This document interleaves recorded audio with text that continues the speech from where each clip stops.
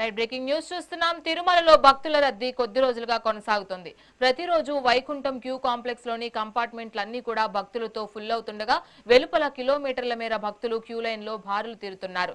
వేసవి సెలవులు త్వరలోనే ముగియనుండగా స్వామివారికి మొక్కులు చెల్లించుకునేందుకు భక్తులు తిరుమలకు తరలి వస్తున్నారు.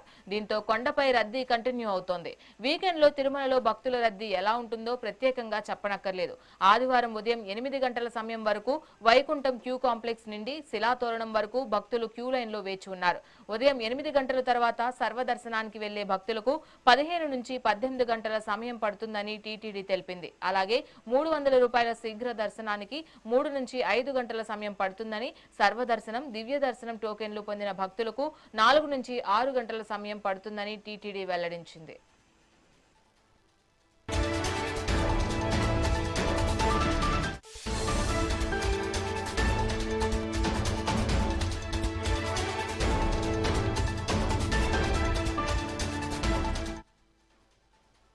అయితే నిన్న స్వామివారిని 92,010 మంది భక్తులు దర్శించుకోగా రికార్డు స్థాయిలో 52,346 మంది భక్తులు స్వామివారికి తలనీలాలు మొక్కులు చెల్లించుకున్నారు. స్వామివారి హుండీ ఆదాయం 3.76 కోట్లు సమకూరింది.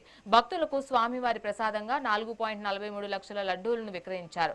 వెంగమాంబ అన్నదాన సత్రం సహా కొండపై పలు ప్రాంతాల్లో 2.85 లక్షల మంది భక్తులు అన్నప్రసాదాలు స్వీకరించారు.